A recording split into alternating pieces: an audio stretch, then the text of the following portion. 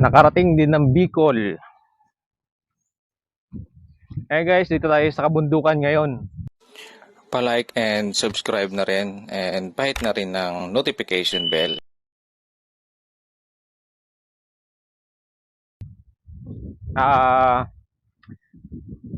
Kukuha daw kami ng pili. Alam yung pili nuts? Yan. For almost 7 years, ngayon lang ulit ako balik dito sa aking lupang Sinilangan. Kita niyo yan, oh. Ang lawak niyan. Lahat ng nakikita niyo yan, guys. Hindi ko pag-aari yan. Nakikidaan lang po ako dito.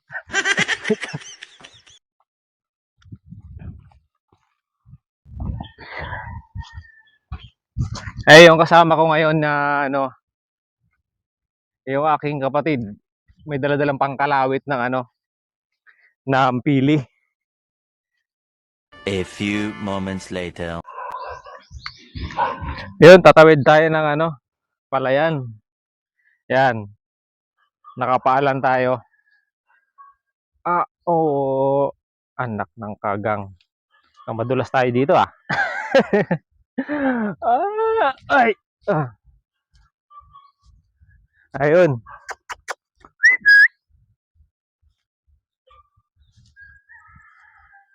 Daan tayo sa may mga bunga na. Siguro mga 2 months. Pwede na ulit ito. Baka isang buwan lang nga siguro. Pwede na to anihin, eh. That's pretty good.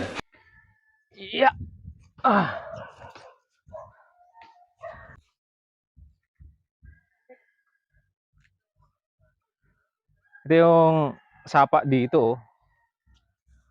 Ang linaw ng tubig, oh. Merong mga hito dito tsaka hito tsaka dalag.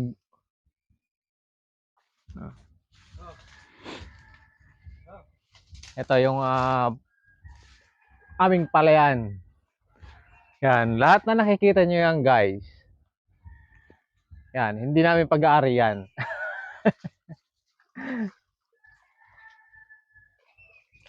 Parang uulan yata.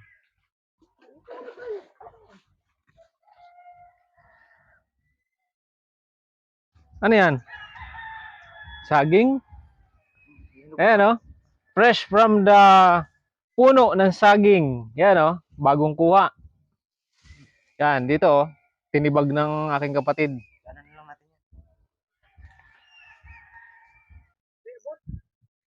Hindi abot? Merong mababa dyan.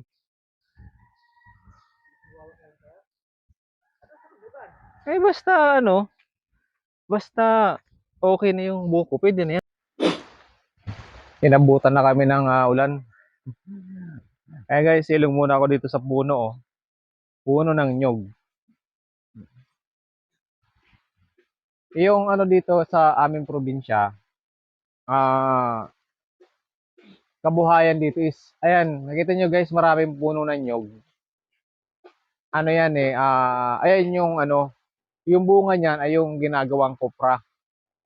So pag dito sa probinsya, ang kinabubuhay ng mga tao rito, yung mga karamihan, palayan, tapos ganito, kuprahan. Kaya mapansin nyo, napakalawak nung nyugan. Ayan yung nyugan ng nyugan ng airpot ko dito. Yan. Diyan, nung maliit pa kami,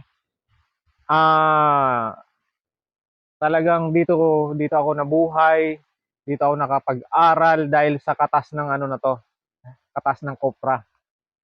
Ayan, kaya masaya ako kasi nakabalik ako after 7 years ulit. So, na-miss ko yung ganito. Nakaka-refresh. Alam mo yung nakakatanggal ng stress, nakakatanggal ng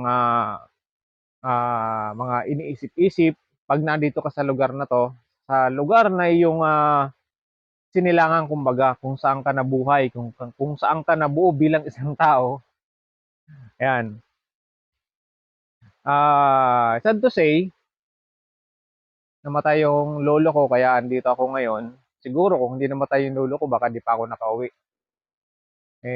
Yung lola ko nung namatay, hindi ako nakapunta dahil tapos ng pera, walang budget, nakapasok ko na ng trabaho nun. Yung parang pamasahe ko nun, pinadala ko na lang. So ngayon,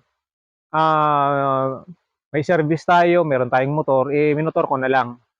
Mahirap na, baka kalabitin tayo ng lolo ko pag di ako umuwi. Kaya talagang pinilit ko umuwi.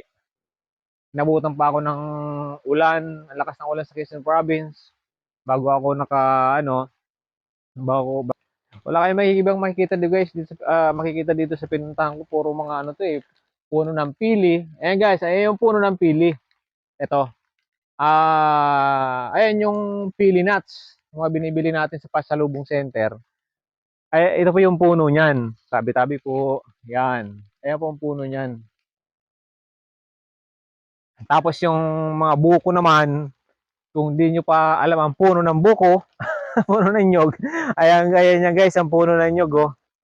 Yan, diyan kinukuha yung mga binibili nating buko dun sa Manila. Karamihan, Quezon Province, maraming plantasyon ng buko. Yan, dito sa amin, hindi na masyado ganun ka yung pagbentahan ng mga buko, kaya ginagawa nila dito, sinusungkit yung buko, tapos binabalatan, pinapausukan. Yan yung proseso ng kupra. Tapos dadalhin nila sa bayan, tapos ipapakilo nila. Kung magkano yung kilo nun, maswerte ka pag mataas yung kilo, per kilo ng nyog. Parang ano din siya, palay. Pero yung kupra kasi, kahit pwede mo nang anihin, pwede mo nang kuprahin, pagka mababa yung bintahan ng kopra, minsan hindi namin kinukupra muna. Naantay muna namin siguro ko next month hanggang sa tumaas yung per kilo. Parang parang pera lang din, parang dollar. Pag mababa yung US dollar, ah iipitin muna yung pera, 'di ba? Yung dollar natin. Pagka tumaas yung palitan ng dollar, saka tayo magpapalit para mas malaki. Ganon din yung sa kopra, sa palay. Pagka pagka mataas na yung bilihan, yun. Talagang ang iba nga kahit hindi pa pwedeng kuprahin, yung parang hinog sa pilit, kinukupra na eh. Kasi pagka tumaas yung kupra, minsan lang yan, 1 week, 2 weeks, or 1 month. After 1 month yan, bababa na naman yan. So, kaya yung iba, minsan hindi nila kinukupra. Kaya pagka mahal, kahit di pa pwedeng kuprahin minsan, alanganin pa, pinipilit na nila.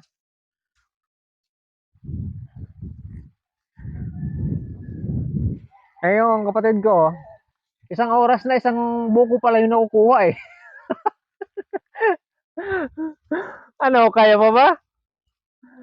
Ay, so, nagsusungkit ng ng, ng buko. Wala kasi yung pang namin pangkawit namin. Meron nga yung pangkawit, yung parang karit ni kamatayan. Ewanan eh, kaya nagsungkit-sungkit siya eh.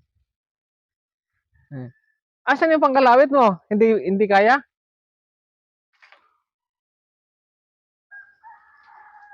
Di pugal na yan. Eh, ba't yan hindi kaya yan?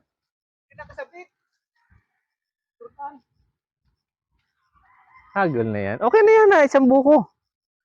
Sa ano na lang tayo kumuha? Alin? Dapat yan, yug-yugin mo.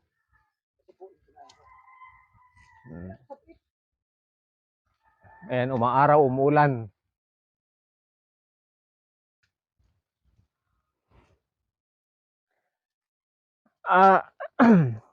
Anihin mo na.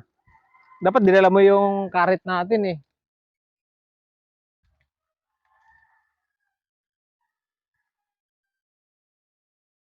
Makakain din ng sariwang buko. Ito, may nakuha na kami na isang buko. Dati-rati yung mga buko na inaakyat ko lang yan. Kayang-kaya ko akyatin yan eh. Guys, oh. Fresh. Fresh from the puno ng buko. Yan. Mamaya, tirahin natin yan. Dami ng buko. Makatikim lang ng sariwa sa Manila. Nakante na pa. 40 pesos yung 40 pesos ang buko eh. Kaya dito, magpakasawa tayo sa buko. Sariwa pa. Ayun, nakakuha na uli. Ayun guys, to be continue na lang tayo mamaya para kain muna ako ng buko. Inom tayo ng buko. Sabaw ng buko. Fresh na fresh guys. Hindi na kailangan ng diretso na.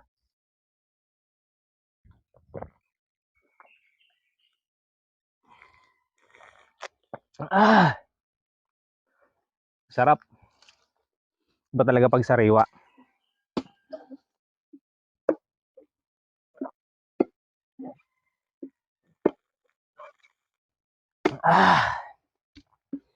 Sulit guys, sulit. Fresh from the puno ng buko. Yun, oh.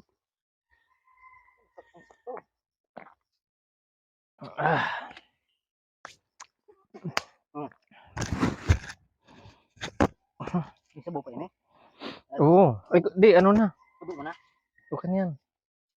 Ito. Yeah. Yeah, tayo ng. Tayo ng buko. Ito na yung kutsara niya, yung katawan. Ito na yun. Kaya mabusan dua? Ha? Kaya mabusan dua? Hindi oh. Ito isa lang. Hindi mo na ako pwede masyado kumain. Kasi meron tayong bukas naman pag kinakailangan. Guys, oh. Sariwang buko.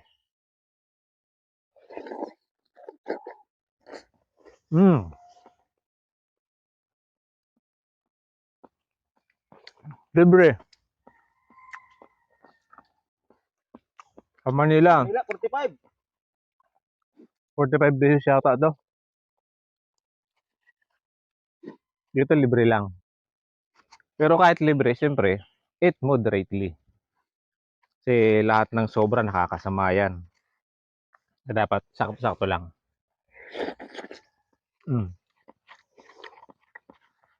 Okay. Sarap sa umaga. Ako na. Laman. Sa umaga, isang ganito.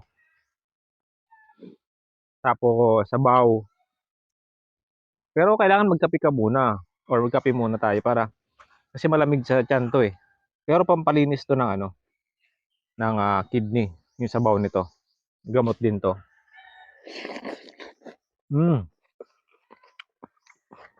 Sarap.